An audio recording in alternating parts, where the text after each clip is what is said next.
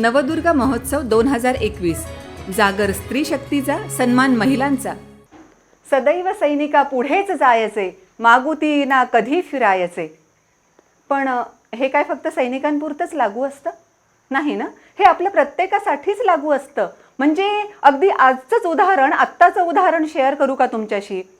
आम्ही जेव्हा इथे शूटिंगसाठी आलो ना, पिसादेवीमधल्या या पारदेश्वर मंदिरामध्ये, तेव्हा सगळा आमचा शूटिंगचा सेटअप लागला आणि अगदी 2च मिनिटामध्ये आमची शूटिंग सुरू होणार. मस्तपैकी ऊनही पडलेलं होतं आणि जस्ट आम्ही शूटिंग सुरू करण्याचा विचारच करत होतो की मुसळधार, धुवाधार असे सगळे शब्द कमी पडावेत एवढा जोरदार पाऊस सुरू झाला. बरं, फक्त पाऊसच नाही तर विजा कडकडायला लागल्या आणि अगदी जवळच कुठेतरी विजा पडल्या असा आवाजही यायला लागला. 1 नाही, 2 नाही, तब्बल 5 विजांचा असा पडण्याचा आवाज आला. तोपर्यंत ह्या पावसाने आतमध्ये यायलाही सुरुवात केली होती. पार आमच्या शूटिंगच्या सेटपर्यंत हा पाऊस पोहोचला होता. एवढा जोरदार पाऊस थांबेल का, हा सगळ्यांच्याच चेहऱ्यावर प्रश्न उमटलेला होता. पण त्याच वेळेस प्रत्येकानं ठरवलेलं होतं खरं की आज आपण ह्या शूटिंगसाठी आलो आहोत ना, ही शूटिंग आपण पूर्ण करूनच जायची. आणि खरंच कदाचित काही वेळानंतर पाऊस थांबला सुद्धा. अजिबात अपेक्षा नसताना, प्रचंड मुसळधार असताना सुद्धा हा पाऊस जसा अचानक आला तसाच अचानक गेला सुद्धा. आव्हान आयुष्यामध्ये येतच असतात, पण आपण थांबायचं नसतं. आपण आपलं ध्येय जे ठरवलं ना, ते अगदी पूर्णपणे गाठायचंच असतं. याच आव्हानांचं कशासाठी? आज आपण ज्या मैत्रिणीला भेटणार आहोत ना, त्या मैत्रिणीनं तर इतकं खडतर आव्हान झेललेलं आहे. याच मैत्रिणीच्या आयुष्यात असे काही प्रसंग आले ज्याच्यामुळे तिचं आयुष्य संपूर्णतः ढवळून निघालं. पण आपल्या वाट्याला जे आलंय तेही अनेकांच्या वाट्याला येतंय हे लक्षात घेऊन तिनं स्वतःसाठी त्या प्रसंगातून बाहेर निघण्यासाठी प्रयत्न तर केलेच, पण इतरांना सुद्धा त्या सगळ्या प्रसंगातून बाहेर निघता यावं याच्यासाठी तिनं स्वतःच खूप मोठं कार्यसुद्धा केलं. याच आपल्या मैत्रिणीला आज आपण भेटणार आहोत नवदुर्गा जागर स्त्री शक्तीचा, सन्मान महिलांचा या आपल्या मालेमध्ये. या देवी सर्वभूतेषु ब्रह्मचारिणी रूपेण संस्थिता, नमस्तस्यै नमस्तस्यै नमस्तस्यै नमो नमः. सध्या प्रत्येक जण आपल्या करिअरच्या स्पर्धेत मग्न आहे. त्यात IT क्षेत्र म्हटलं तर विचारायचंच काम नाही. पण या IT क्षेत्रातली चांगल्या पगाराची नोकरी सोडून समाजकार्य करणारे मोजकेच सापडतील आणि त्यातही महिलांचं प्रमाण अतिशय कमी. आजच्या आपल्या नवदुर्गेचा प्रवास असाच काहीसा आहे. IT क्षेत्रात चांगली नोकरी करताना लग्नानंतर तिला मुलगा झाला. नंतर हे मूल ऑटिस्टिक म्हणजेच स्वमग्न असल्याचं समजलं आणि सगळंच काही हादरून गेलं. अशा मुलांच्या संगोपनासाठी, त्यांच्या विकासासाठी कोणतंच हक्काचं असं ठिकाण नव्हतं की ज्या ठिकाणी या विशेष मुलांचं आयुष्य सुंदर होईल. याच वेदनेला उराशी बाळगून तिनं पुढाकार घेत समाजातील अशा असंख्य मुलांसाठी एक सेंटर उभारून त्यांच्या समस्या दूर करण्यासाठी आरंभ केला. स्वमग्न मुलांच्या विकासासाठी, त्यांच्या आयुष्यात सुलभता यावी यासाठी उभारण्यात आलेलं हे सेंटर म्हणजे आरंभ ऑटिस्टिक सेंटर. मराठवाड्यातलं हे ऑटिस्टिक मुलांसाठीचं पहिलं सेंटर आहे. आणि इतकंच नव्हे तर आता लगेचच हे सेंटर निवासी स्वरूपाचं करण्याचाही त्यांचा मानस आहे आणि त्या दृष्टिकोनातून त्यांचे प्रयत्न चालूही आहेत. असं झालंच तर हे महाराष्ट्रातलं पहिलं निवासी ऑटिस्टिक सेंटर ठरणार आहे. असंख्य आव्हानांना सामोरं जाऊन एक नवीन आणि समाजोपयोगी कार्याला झालेली तिची सुरुवात आज तागायत अव्याहतपणे सुरू आहे. एका छोट्याशा निर्धारानं सुरू झालेल्या तिच्या या प्रवासाचा आज कित्येक स्वमग्न मुलांना फायदा होतोय. तिनं स्वमग्न मुलांसाठी अनेक उपक्रम राबवले, त्यांच्यासाठी अनेक सुविधा उपलब्ध करून दिल्या. चित्रकला, गायन, वादन अशा वेगवेगळ्या कलांचं प्रशिक्षण सुद्धा मुलांना मिळावं यासाठी ती विशेष आग्रही असते. आपल्या स्वप्नांना बाजूला ठेवून आपलं संपूर्ण आयुष्य एका सामाजिक कार्यासाठी वाहून देणारी ही नवदुर्गा आपल्या अतुलनीय कार्यानं सर्वांना प्रेरणा देणारी ठरत आहे. चला तर भेटूयात मायेचा पाझर असणाऱ्या आपल्या आजच्या नवदुर्गेला, जिचं नाव आहे अंबिका टाकळकर. नवदुर्गा महोत्सव 2021, जागर स्त्री शक्तीचा, सन्मान महिलांचा.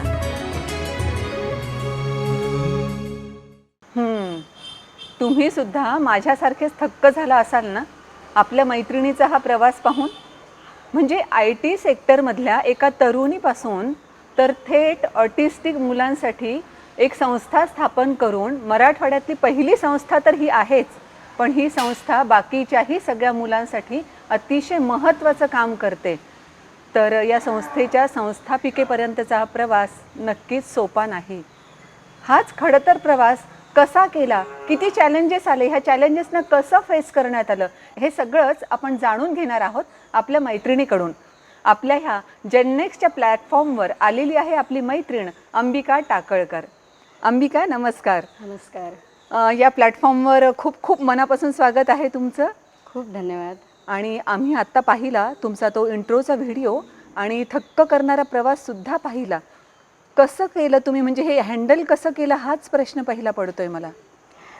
अगदी कुठल्याही, मला वाटतं की तरुणीच्या आयुष्यातलं शिक्षणानंतर नोकरी आणि नोकरीनंतर विवाह हा एक सुंदर प्रवास असतो आणि लग्न झाल्यानंतर एक बाळ होणं हा, मला वाटतं की एक आपला सामान्य तरुणीचा हा ढाचा असतो आणि ह्याच्यातून प्रत्येक तरुणी जात असते. आणि जात असताना असं लक्षात आलं की जेव्हा मला माझं पहिलं बाळ झालं आणि ते बाळ, आम्ही सगळेजण खूप आनंदात होतो, खूप कौतुक करत होतो त्या बाळाचं. आणि 9 महिन्याचं झाल्यानंतर लक्षात आलं की त्या बाळामध्ये कुठेतरी कमतरता आहे. आणि जेव्हा आम्ही डॉक्टरकडे गेलो तेव्हा आम्हाला निदान झालं की ते मूल म्हणजे ऑटिस्टिक आहे आणि त्याला ऑटिझम आहे. खरं तर हा शब्दच आयुष्यामध्ये पहिल्यांदा ऐकला होता आणि त्याचा अर्थही माहिती नव्हता. तिथून खरं तर हा प्रवास सुरू झाला. आणि IT क्षेत्रामध्ये चांगली नोकरी होती, पण मग नोकरी करायची की बाळाकडे बघायचं, त्याचं संगोपन करायचं, असं सगळ्याच प्रश्न होती. आणि मग एक आई म्हणून जो निर्णय घेतला की नाही, माझ्या बाळाला मीच चांगल्या प्रकाराने वाढवू शकते, त्याच्याकडे बघू शकते, त्याचं संगोपन करू शकते. आणि मग हा प्रवास सुरू झाला आणि अशा प्रकाराने तो अजूनही चालू आहे. पण तरी सुद्धा सुरुवातीला तुम्हाला मानसिकरित्या किंवा भावनिकरित्या स्वतःला सांभाळणं खूपच अवघड गेलं असेल ना. हा प्रश्न मी याच्यासाठी विचारते आहे की आता सगळे वृत्तपत्र किंवा बाकीच्या गोष्टीतूनही लक्षात येतं की ऑटिस्टिक मुलांची संख्या खूप वाढते. मग अशा परिस्थितीमध्ये तुम्ही इमोशनली स्वतःला कसं सांभाळलं? नक्कीच हे खूप अवघड होतं एखाद्या आईवडिलांसाठी की आपलं मूल ऑटिझम आहे हे स्वीकारणं खूप अवघड असते. आणि जेव्हा म्हणजे अगदीच अंधार असतो सगळ्या गोष्टींचा, पण प्रत्येक वेळेला म्हणजे मी नेहमी म्हणत असते की ऑटिझम किंवा डिसॅबिलिटी मूल असणं किंवा आपल्याला अपंगत्व येणं हे एक पॉज असतो आयुष्याचा. तर तो पॉज आपण किती घ्यायचा, केव्हा थांबायचं आणि केव्हा तिथून पुन्हा आयुष्य सुरू करायचं, हे प्रत्येक पालकांनी ठरवलं पाहिजे. आणि जितक्या लवकर त्या मुलाचा स्वीकार केला जाईल, त्या भावनेतून आपण बाहेर येऊ. ठीक आहे, कुठल्याही आईवडिलांना वाटत नाही की आपलं मूल ऑटिझम व्हावं किंवा विकलांग व्हावं म्हणून, पण ते झाल्यानंतर त्याला इलाज नसतो, पण त्याला किती सुंदर आयुष्य आपण देऊ शकतो हे आपल्या हातात आहे. त्यामुळं मला असं वाटतं की हे जितक्या लवकर आपण करू तितक्या लवकर त्या मुलाचा स्वीकार केल्यानंतर त्या मुलाची प्रगती होत राहते. पण तरी सुद्धा ना, आणखी एक मुद्दा माझ्या डोक्यामध्ये असा येतोय की अगोदर तुम्ही खूप सोशल होतात, IT सेक्टरमध्ये होतात, म्हणजे कंटिन्युअस बाहेर जात होतात, सोशली खूप जणांशी कनेक्टेड होतात. पण असं मूल झाल्यानंतर मग सोशली सुद्धा तुम्ही खूप डिस्टर्ब झाला असाल ना. पुन्हा अशा मुलाला बाहेर घेऊन जायचं का, किंवा मग त्याला बाहेर घेऊन गेलं तर कोणीतरी आपल्याला नावं ठेवेल किंवा एकदम आपल्या मुलाला पण नावं ठेवेल. आणि आई म्हणून आपल्या मुलाला नाव ठेवणं कोणी अजिबातच आपल्याला आवडत नाही की नाही. तर मग हे कसं तुम्ही सगळं फेस केलं? अगदीच माणूस हा सामाजिक प्राणी आहे असं आपण नेहमीच म्हणत असतो. आणि त्यातल्या त्यात आम्ही दोघंही जण खूप सोशल होतो. माझे मिस्टर इंडियन नेव्हीमध्ये होते, ते ऑफिसर ह्या पदावर कार्यरत होते. त्यामुळं तिथे पार्टी कल्चर होतं हे सगळं, आणि भेटणं. आणि एक घरापासून आम्ही अनंत अंतर दूर होतो सगळ्या, म्हणजे अगदी विशाखापट्टणम, मुंबई, दिल्ली अशा ठिकाणी आम्ही राहिलेलो. आणि तिथे जर सगळ्यात मोठा भाग असतो तो की एकत्र येणं, पार्टीमध्ये जाणं, लोकांशी बोलणं. आणि इथूनच आम्ही बाहेर फेकल्या गेलो होतो. आणि जेव्हा माझं मूल जेव्हा साधारणतः 3-3.5 वर्षाचं होतं, त्यावेळेला ते अतिशय हायपर होतं. एक ठिकाणी बसायचं नाही आणि मग कुठेही गेलं की आम्हाला ते निघून यावं लागायचं आणि ते खूप त्रासदायक व्हायचं. ह्या सगळ्यांपासून आम्ही बाहेर फेकल्या गेलो होतो. आणि मग त्याच्यानंतर आम्ही ठरवलं की तुझ्याकडची पार्टी असेल तर तू अटेंड कर, तुझ्याकडचं लग्न असेल मिस्टरांना तर तू अटेंड कर, माझ्या पाहुण्यातलं काही असेल तर मी करते. पण नंतर असं लक्षात आलं की आपण किती दिवस अशा दूर राहू शकतो, कारण आपण सगळीकडे गेलं पाहिजे, आलं पाहिजे. आणि सगळ्यात महत्त्वाचं होतं की माझ्या मुलाला जर मी प्रत्येक ठिकाणी अभिमानाने घेऊन गेले तर प्रत्येकजण त्याचा स्वीकार करेल. आणि मीच जर त्याला लपवून ठेवलं किंवा मीच जर त्याला त्याचं लाज बाळगली तर प्रत्येकजण समोरचाही तसाच रिॲक्ट होईल. आणि हे जेव्हा लक्षात आलं तेव्हा आम्ही सगळीकडे त्याला घेऊन जायला लागलो. त्रास झाला सुरुवातीला, हॉटेलमध्ये बसायचं नाही, सगळीकडे पळायचा, लोकं बघायची किंवा बागेमध्ये नेल्यानंतर लोकं पाहायची, त्रास व्हायचा या गोष्टीचा. मला आठवते आम्ही पहिल्यांदा जेव्हा दोघं जण मुलाला घेऊन पिक्चरला गेलो तर आम्ही पहिल्या 10 मिनिटात उठून निघून आलो आणि रडलो अक्षरशः दोघंही जण की आपण साधा पिक्चरही नाही बघू शकत आहेत का, साधारणतः 3-3.5 वर्ष. पण आम्ही सातत्याने जात राहिलो आणि मग इथून त्यालाही सवय लागली. आणि आज तो चांगला सोशली आहे, तो छान बसतो. मी जरी डायसवर असले तरी 3-3 तास तो समोर असतो. आम्ही हॉटेल, ट्रेकिंग, विमानात, फ्लाईटमध्ये असं सगळीकडे एन्जॉय करू शकतो. मला वाटतं हा प्रवास होता आणि तो छान झाला आहे असं.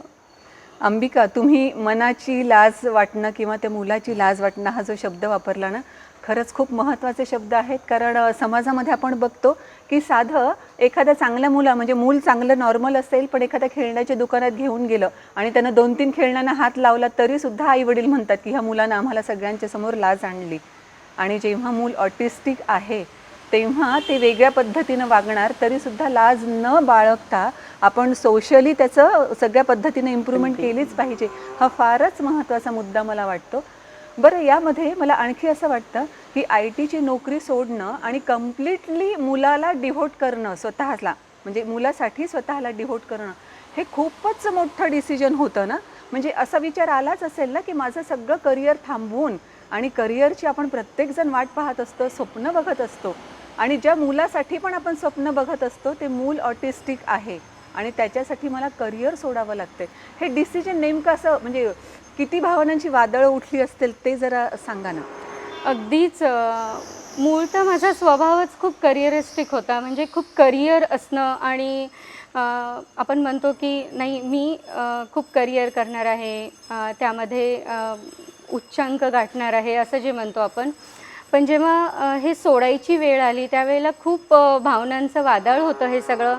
सगळ्यात महत्त्वाचं होतं की घरी थांबणं, आपण जे शिक्षण घेतलं आहे, आपण जे एज्युकेशन घेतलं आहे, नोकरी करतो आहे. कारण नोकरी ही फक्त प्रत्येक वेळी पैशासाठीच असते असं नाही आहे, तर ती स्वतःसाठी असते, तुमच्या स्वाभिमानासाठी असते. आणि हे सगळं सोडून देऊन 24 तास काय करायचं आहे तर एका स्पेशल मुलाला सांभाळायचं आहे, हे खूप अवघड होतं. त्यानंतर सगळ्यात अवघड होता हा डिसिजन आमच्यासाठी आर्थिकदृष्ट्यासुद्धा. जरी माझे मिस्टर इंडियन नेव्हीत होते तरी एका ऑटिस्टिक मुलाला खूप खर्च लागतो, त्याच्या थेरपीसाठी खर्च येतो, त्याच्या पूर्ण एज्युकेशनसाठी खर्च येतो. आणि मग हा सगळा सांभाळणं खूप अवघड होतं. पण असं म्हणतात की जर मी नाही तर अजून कोण करणार आहे. जर एक मी पालक म्हणून जर नाही करणार माझ्या मुलासाठी तर अजून कोणीही तुमच्या मदतीला येऊ शकत नाही. मग तुम्हीच जर तुमच्या मुलासाठी खंबीरपणे उभं राहिलात तर अनेक लोक मदतीला येतात, अनेक हात मदतीला येतात. त्यामुळं तेव्हा निर्णय घेतला आणि मग त्याच्यासाठी त्याच्या भविष्यासाठी वाटचाल सुरू केली. मग त्यासाठी BEdचं स्पेशल एज्युकेशनमध्ये शिक्षण घेणं असू देत, हैदराबादला जाऊन, किंवा ऑटिझममधले कोर्सेस करणं असू देत. साऊथ साईडला याचे छान कोर्सेस आहेत सगळे. आणि त्यावेळेला अजूनही आपल्या महाराष्ट्रामध्ये खूप कमी प्रमाणामध्ये ह्याच्यावरती काम झालेलं आहे. तिकडचं गव्हर्मेंट खूप छान पद्धतीने काम करतं. ते सगळं बघून आल्यानंतर असं वाटलं की अरे आपल्याकडे कुठेतरी याच्यावर काम व्हायला पाहिजे. आणि मग अशा प्रकारे हे सगळा डिसिजन घेणं आणि त्याच्यावरती ठाम राहून सातत्याने प्रयत्न करणं, असं वाटतं की हे खूप महत्त्वाचं होतं. अंबिका, हे तर मी समजू शकते की स्वतःच्या मुलासाठी स्वतःचं आयुष्य डिव्होट करणं इथपर्यंत ठीक आहे. पण म्हणजे हा प्रवास कसा काय कुठून मध्ये आला की पार तुम्ही आरंभाची स्थापना केली आणि एक मूल जिथे सांभाळणं अवघड आहे तिथे एवढ्या सगळ्या मुलांना तुम्ही सांभाळत आहे.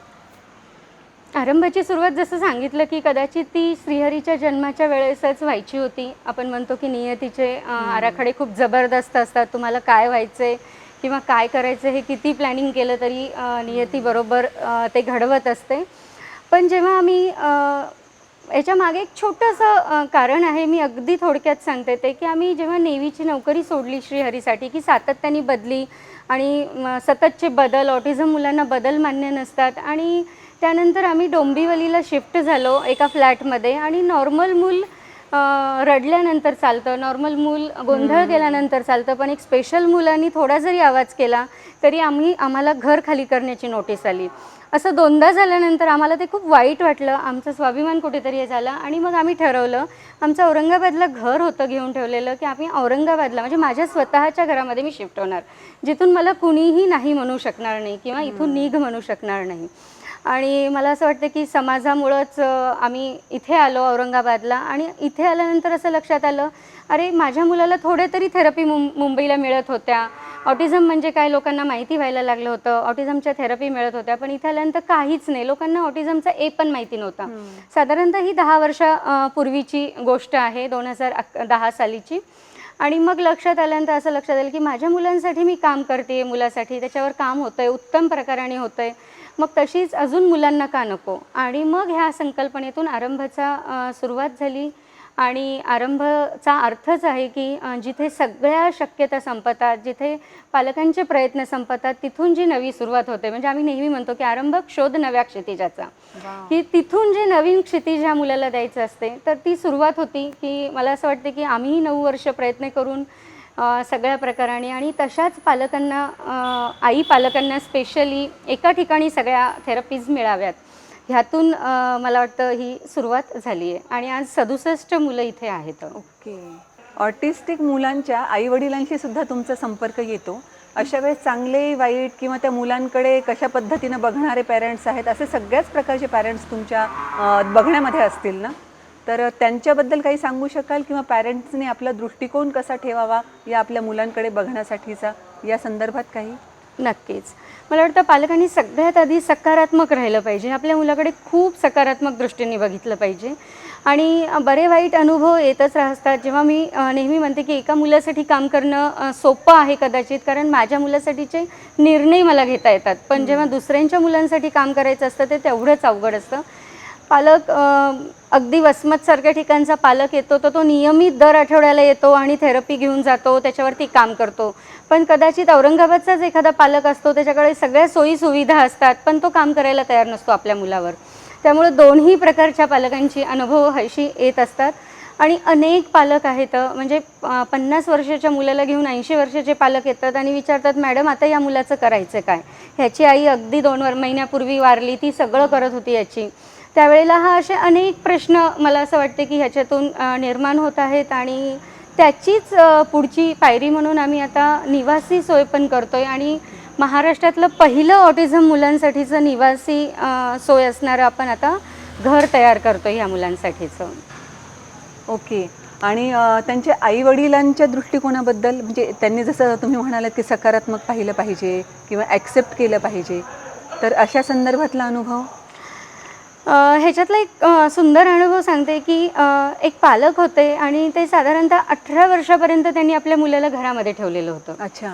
आणि ते बाहेरही काढलं नाही आणि त्याला कुठल्याही प्रकारची सवय लावलेली नव्हती, म्हणजे अगदी दैनंदिन गरजांची सुद्धा.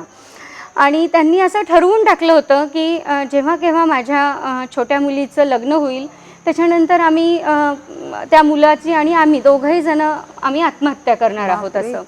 आणि अगदी सांगायला म्हणजे त्रासदायक होतं हे सगळं आणि त्यांनी ते ठरवलं होतं. पण जेव्हा ते पालक आमच्याकडे आले, ते करायला लागलं, जेव्हा दुसऱ्यांची मुलं बघायला लागली आहेत की आपल्यापेक्षा सुद्धा दुसऱ्याचं मूल अजून 4 पायऱ्या खाली आहे, हे जेव्हा लक्षात आलं आणि त्यांचा सकारात्मक बदल झाला, हळूहळू ते मूल स्वतःच्या गरजा पूर्ण करायला लागलं, जेवायला लागलं पूर्णपणे, म्हणजे त्यांना खाऊ घालायची गरज. आणि त्याच्यानंतर ते लक्षात आलं आणि त्यानंतर ते येऊन म्हणे की मॅडम आम्ही नवीन आयुष्य आता जगतोय. मला वाटतं हा एक सकारात्मकतेचा अनुभव मुद्दाम सांगावासा वाटतो. बाकी नकारात्मक भरपूर अनुभव आहेत, पण त्याविषयी नको बोलायला. येस, अगदी बरोबर. आणि मला यामध्ये हेही वाटतं की तुमच्या आत्ता बोलण्यावरून जाणवतं की पालकांमध्ये अवेअरनेस नाही, म्हणजे जसं त्याच्या आईवडिलांनाही माहीत नव्हतं की काहीतरी उपाय आपल्याला असू शकेल, तर या अवेअरनेसच्या संदर्भात आणि त्यासोबतच जसं तुम्ही म्हणालात की पालकसुद्धा आपल्या मुलांना त्याच्या निगेटिव्ह घेतात, तर त्यांच्या काउन्सिलिंगच्या संदर्भात हे पण तिथे आरंभामध्ये होतं का? हो, अगदी. कारण सुरुवातच आरंभाची मी जसं सांगितलं, की ऑटिझमचा पण लोकांना माहिती नव्हता किंवा पालकांनाही माहिती नव्हता. माझं मूल ऑटिस्टिक आहे का, मतिमंद आहे का, अजून काही त्याला प्रॉब्लेम्स आहेत हे. त्यामुळं पालकांची काउन्सिलिंग, त्यांना एकत्र येणं, पालकांना माहिती करून देणं, त्यांच्या ट्रेनिंग्स घेणं आणि सगळ्यात महत्त्वाचं पालकांचा क्लब तयार करणं आणि सगळी पालक एका जागी एकमेकांना कनेक्ट होणं. आज कारण आम्ही सगळे पालक एकत्र आल्यानंतर आमच्या मुलांविषयी जेवढं फ्रीली बोलू शकतो तेवढं कदाचित आम्ही बाहेरच्या जगातल्या पालकांशी बोलू शकणार नाही. त्यामुळं ते एकत्र येणं, त्यांच्या ॲक्टिव्हिटीज, पिक्चरला घेऊन जाणं, त्यांना क्लब्स त्यांचा हे करणं, त्यांना ट्रेकिंगला नेणं, अशा अनेक ॲक्टिव्हिटी करतो आपण, जेणेकरून पालकांना कुठेतरी रिलीफ मिळायला पाहिजे, त्यांना कळायला पाहिजे. आणि ट्रेनिंगच्या माध्यमातून असं होतं अरे हां, आपण ही ट्रेनिंग घेऊन आलो आहे. कारण बरेचदा काय होतं ना, की पालक भावनिकदृष्ट्या खूप त्या मुलाला वाढवण्याचा प्रयत्न करतो, पण स्पेशल मूल असल्यानंतर त्याला भावनिकपेक्षाही तांत्रिक गोष्टींची जर सांगड घालून वाढवलं तर ते मूल छान पद्धतीने वाढतं. तर ते आम्ही पालकांना शिकवतो. हा खूपच महत्त्वाचा मुद्दा सांगितला की भावनिक दृष्टिकोनापेक्षा तांत्रिक दृष्टिकोन जास्त महत्त्वाचा आहे. अगदी. आता तुम्हाला हा आरंभ कुठपर्यंत नेण्याचा विचार आहे? कारण ऑटिस्टिक मुलांची संख्या पण वाढते, आपण जसं काल बोलत होतो. मग या संदर्भामध्ये या मुलांची संख्या वाढू नये यासाठी पालकांच्या हातामध्ये पण काही आहे का? हा एक माझा मुद्दा. आणि दुसरा, ह्या आरंभाला अजून तुम्ही पुढे कुठपर्यंत नेणार आहात? कुठपर्यंत नेण्याची गरज तुम्हाला वाटते? नक्कीच मुलांमध्ये ऑटिझमचं प्रमाण खूप वाढतं आहे. आता सध्या 40 मुलांमध्ये 1 मुलगा ऑटिस्टिक आहे, इतकं ते प्रमाण वाढलेलं आहे. पण ह्याच्यामागे बऱ्याच गोष्टींच्या कारणं आहेत. स्पेसिफिक जरी आपण नाही सांगू शकलो तरी पालकांनी लहान मुलांना, म्हणजे जेवढं लहान मुलं असते तेवढ्या लहान मुलांना मोबाईलचा वापर कमीत कमी केला गेला पाहिजे. आज 6 महिन्याच्या मुलाला पालक मोबाईल दाखवतात, गाणी दाखवतात आणि मग जेवू घालतात आणि छान पद्धतीने सांगतात की माझा मुलगा गाणी बघितल्याशिवाय जेवतच नाही, किंवा तो ना त्याच्यावर ऐकूनच गाणी म्हणतो, किंवा तिथे ऐकून तो बोलतो. पण ह्या गोष्टींमुळं जास्त प्रमाण वाढतं आहे. एकल जे आयुष्य म्हणतोय आपण ते वाढतं आहे. छोटं कुटुंब पद्धती होती आहे. आईवडील दोघंही नोकरी करणारे आहेत, प्रचंड दोघांनाही वेळ नसतो आणि मग ह्या सगळ्या गोष्टींमुळे वाढण्याचे चान्सेस जास्त होत आहेत. पण जसं आरंभाची सुरुवात जशी 2 मुलांपासून झाली आहे, आज 70 मुलं आहेत आणि पुढे ह्यामध्ये आता आम्ही त्यांच्यावरती अर्ली इंटरव्हेन्शन, थेरपीज, त्यानंतर एज्युकेशन, स्पेशल एज्युकेशन आणि व्होकेशनल ट्रेनिंग अशा पद्धतीने काम करतो आहे. जसं आत्ता सांगितलं की पुढचा टप्पा म्हणजे असा आहे की त्यांच्यासाठी निवासी वसतिगृह तयार करणं. त्यासाठी आपण जागा घेतली आत्ता वाळूजवळ 2 एकर, आणि त्या 2 एकरमध्ये 100 मुलांसाठीचं निवासी वसतिगृह करण्याचं आता पुढचं आपली इच्छा आहे, किंवा पुढचं आपलं कार्य आहे ते हे. आणि त्यानंतर सगळ्यात महत्त्वाचं आहे की ह्या मुलांना समाजामध्ये जॉब मिळवून देणं, आत्मसन्मान मिळवून देणं. आज आमची 2 मुलं पेसचं प्रशिक्षण, पेस म्हणून एक संस्था आहे जी सॉफ्ट स्किलसाठी ट्रेनिंग देते, त्याच्यातलं हॉस्पिटॅलिटी मॅनेजमेंटचं त्यांनी ट्रेनिंग पूर्ण केलं. 12वी झाली आमच्याकडे, त्याचं ट्रेनिंग कंप्लीट केलं आणि आता ते दोघंही जण एका हॉटेलमध्ये जॉब करत आहेत. मला असं वाटतं की अशी 2 मुलं आज आम्ही 10 वर्षात घडवू शकलो, कदाचित पुढच्या 5 वर्षात अजून 5 मुलं घडवू शकू. तर हे आरंभचं सगळ्यात महत्त्वाचं काम असणार आहे पुढच्या काही वर्षामधलं. नक्कीच. म्हणजे जेव्हा ह्या मुलांच्या भविष्याचं काय हा प्रश्न एकीकडे सगळ्यांना सतावतो, तेव्हा तुम्ही त्यांचं भविष्यसुद्धा किती उज्ज्वल असू शकतं याचं उदाहरणच घालून दिलेलं आहे. फारच छान वाटलं. आपल्याला लक्षात येतं की अगदी थोडंसं जरी आयुष्यामध्ये खडखड झाली ना की लगेच आपण तिथे थांबून जातो, निराश होतो, गिव्हअप करतो. पण एवढं मोठं चॅलेंज आल्यानंतर सुद्धा अजिबात गिव्हअप न करता त्या चॅलेंजला फेस कसं करायचं आणि त्या चॅलेंजला मागे कसं जायला लावायचं, हेच मला वाटतं अंबिकाकडून आपल्याला शिकायला मिळतंय. अंबिका, मला तुम्हाला एक शेवटचा प्रश्न असा विचारावासा वाटतो की या क्षणी जर देवी अवतीर्ण झाली आणि तिनं तुम्हाला वर मागायचं सांगितलं तर तुम्ही काय वर मागाल?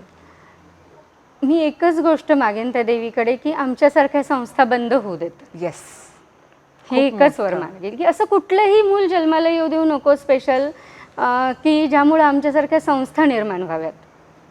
खूपच छान. म्हणजे एका वाक्यामध्येच त्यांनी देवीला इतकं सगळं काही मागितलं की कित्येक आई वडिलांचं दुखणं किंवा त्यांचं आयुष्यातलं दुःख पूर्णतः संपून जाईल. थँक्यू अंबिका. Thank तुम्ही you. ह्या जेननेक्सच्या प्लॅटफॉर्मवर आलात आणि खूप चांगल्या पद्धतीनं माहिती सगळ्यांना मिळाली. तुम्हाला तुमच्या पुढच्या कार्यासाठी खूप खूप शुभेच्छा. थँक्यू. आणि तुम्ही म्हणालात तसं आपण सगळेच जण प्रार्थना करूया की अशी सगळी सेंटर्स बंद व्हावीत आणि प्रत्येकाचं आयुष्य अतिशय सुखी समाधानी असावं. थँक्यू. नवदुर्गा महोत्सव 2021 जागर स्त्री शक्तीचा, सन्मान महिलांचा.